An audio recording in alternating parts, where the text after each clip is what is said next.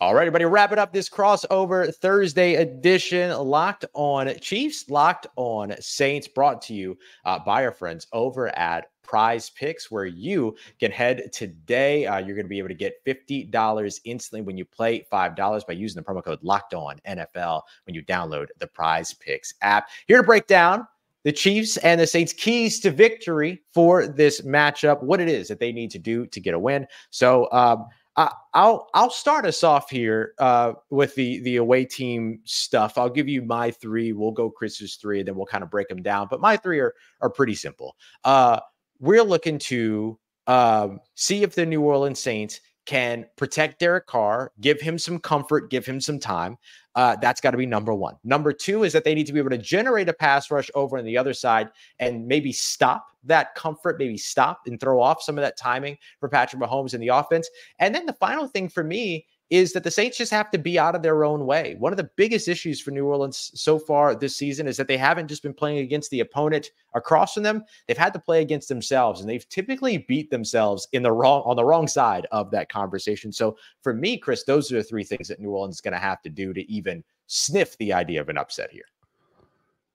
And, I could basically copycat exactly what you said, because really, you look at this game, and one of the things I looked at before we started was the Chiefs are -4 in turnover differential. And that doesn't seem like that's a lot, but considering you've only played 4 games, that's not great. Yeah. And the only teams below them are the 2-2 Raiders, the 2-2 Philadelphia Eagles, and the 1-3 Tennessee Titans. So you have all teams that don't have a winning record, and somehow the Chiefs are 4-0, even though they've turned the ball over more than they've gotten it back. That's a huge problem. And when you talk about beating themselves, that's what I mean by beating themselves. Patrick Mahomes has thrown a pick in every single game. Carson Steele's put the ball on the ground twice. So that's something to watch for, although I don't know if he's going to be starting in this game. He may not even really play that much in this game, considering it looks like Kansas City is kind of trying to move to Kareem Hunt based on what they did last week. And if Clyde Edwards-Helaire comes back and Samaje Perine is still available, maybe Carson Steele is going to be just a fullback and not really get the carries like it looked like he was going to do it early in the season. And then the big question is what's the Chiefs offensive line going to do? And can Patrick Mahomes start to trust their offensive line? Because the reality of going back and watching film with this team is he doesn't trust his offensive line, and it shows. Just about every single play that he is flushed out of the pocket, I take that back. Before last week, just about every play he was flushed out of the pocket, there was real pressure. Last week, you started to see happy feet where there wasn't necessarily pressure. He was expecting it to be coming, but he could have stayed there and made a different throw or looked downfield. And that's a problem. You have to trust your offensive lineman, and the Chiefs offensive line really hasn't gotten it done. And it doesn't show in stats on PFF as much, but if you go watch the film, you'll watch the left side of the offensive line caving more often than not, and that is a severe problem. Yeah, that's big. It's interesting. I think about how good this Kansas City defense has been, but part of that turnover ratio conversation where the New Orleans Saints have right now a +3 when it comes to their turnover ratio, just to compare the two here, is that the Kansas City Chiefs defense, the Kansas City Chiefs have only forced 3 turnovers so far. So interesting in that situation. New Orleans has forced 8 turnovers, one of the top in the NFL when it comes to that count at the moment. So which doesn't sound good for Kansas City. That doesn't sound great for Kansas City. That sounds a lot better for New Orleans than most of the things that I think of off the top of my head when I think about this matchup. And I think that like so much of this conversation sometimes too is like a conversation of reputation, right? Oh, it's the Kansas City Chiefs. And I think that carries some weight though, because there's, especially in a primetime environment, I get to experience Arrowhead Stadium for the first time, and I get to experience it at a primetime game. Incredible. Like, it's a tough environment to go in and win, that's for sure. But there are these little places where maybe you can see kind of the cracks in the foundation where the New Orleans Saints might be able to take advantage of something. Is that hopeful thinking? Is that like wishful thinking, or is there like a real vulnerability here? Well, if you go back and watch, or if you go back and look at the Chiefs games, the Baltimore Ravens game, they almost lost and probably could have lost, I guess, if you look at it, because Likely basically comes down with like an inch of his shoe over the line, and they were going to go for 2. So could have had a loss there. The pass interference call, which I think most people would agree was a good call, puts the game in Kansas City's favor in that situation. And you look at the Falcons game, there was another pass interference call, the drive before the final. Right. And I mean, there's just lots of different things that Kansas City is, one or two plays away from being in a much worse situation record wise. And when you look at the injuries that they have, it would make sense for them to be in a much worse situation record wise. The issue that works in their favor is they have Andy Reid as their head coach, although that can also work against them at times, specifically if they get up early on somebody. But the other part of it is they have Steve Spagnuolo, and this defense has been lights out when it has mattered most. Chris Jones has played very well. The only time that he really hasn't played great, I think, was against the Falcons, where I think he only had 2 pressures, which was surprising because the Falcons had offensive linemen that were missing. The same type of thing that'll happen with the Saints, it sounds like, this week. And you expect a guy that is, wants to be the defensive player of the year, and I think has the talent to be defensive player of the year at times, to dominate those types of performances, especially considering they allow him to move around on the defensive line and basically line up where he wants to. Right.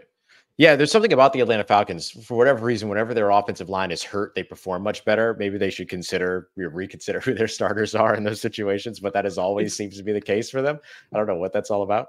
It's just really weird because Cousins doesn't move. Like, he is such a statue in the pocket. You would think that that's going to be a problem, and somehow it just wasn't. So, something to watch.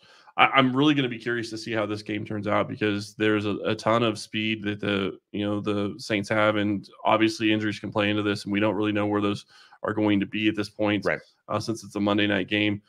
But Kansas City is in a situation where if they can find a way to get to 5-0, they have their bye week and they can regroup. They can try to figure things out going into a game against the San Francisco 49ers. And if you're sitting there at 5-0, you feel a lot better going up against the 49er team. And even if you drop to 5-1, you still feel great going into a much easier part of the schedule after the Saints and the Niners. Yeah. This is a big part of it's so funny how much this aligns between the Chiefs and the Saints. The Saints schedule gets remarkably easier after this game and then their next game up against Tampa. And then after that, it gets a little bit easier depending upon what Denver ends up looking like. I know that defense has played really well over there, but the offense has been pretty putrid and very un-Sean Payton-like. But for New Orleans, going into this game, like, this is a narrative-changing game for them. It's one of the reasons why I say that maybe a little bit of the kind of desperation and charge that could potentially come from this game could work in New Orleans' favor. This one is one of those matchups for New Orleans where, like, if they come off these two more disappointing and in some ways fluky losses, because there's a lot of conversation about how the opposite of what you just talked about, to where you were saying, like, yeah, Kansas City's 4-0 now, but they could be much worse.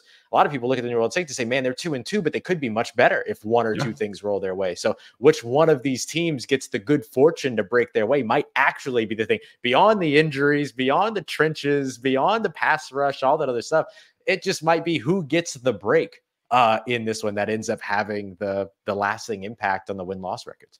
Well, and you talk about games that are coming up. The Raiders, Bucks, and the Broncos follow the 49ers after the Saints game. So it is going to be a little bit easier. Obviously, the Bucks are a better team than I would have thought that they were going to be. But sure.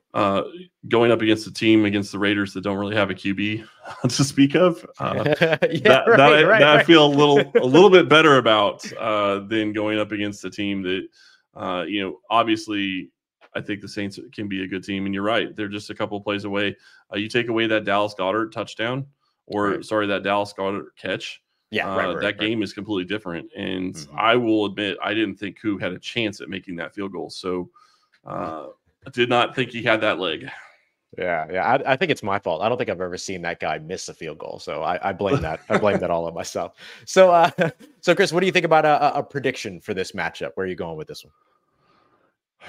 For me, I think that this is I feel better about this game than I probably have felt against the Chargers game. And I say that because, like I said earlier, they know Derek Carr. They have a pretty good idea of how to defend him. The thing that is curious to me, and that I'm really curious to see what the Saints do, is, Olave, does he play? If he plays, changes things for me. Kamara can change things as well. Obviously, the offensive line is going to be hurt for the Saints, so that tends to favor Kansas City in some regard. But if they can't get pass rush and they allow Derek Carr to sit back there, he's going to find openings. He's not incapable of being a good quarterback. It's just a question Right. of can he get it done on game day? And the Chiefs have had to blitz a lot, and that can be a problem, Mm-hmm. especially going up against a veteran quarterback. So to me, I think Kansas City still finds a way to win this game. My bigger thing is that I would wish that I could feel like the Chiefs would score, 27, 28 points. I don't know that they're going to get that done. So I'm going to go 24-20 Kansas City. Very close to me. I think this game really, there's a world in which this game goes either way. And I think it comes down to, can the Saints run the ball? Can the Saints not run the ball? In addition to some of our trench talk that we've spoken about. If the Saints can't run the football, I think this is 23-20 in favor of the Chiefs. If the Saints can run the football and control the clock and kind of do some of the things that they did over the course of the first 2 weeks with being a little bit more explosive, then obviously it's a bit of a different conversation, maybe 23-20 the other way. But as of right now, based on not knowing the health of this team, I think this is Kansas City game 23-20. So I would take the Saints against the spread, but not necessarily taking the Saints to pull off the full-on upset in this one. So that's the way that I'm looking at it as well.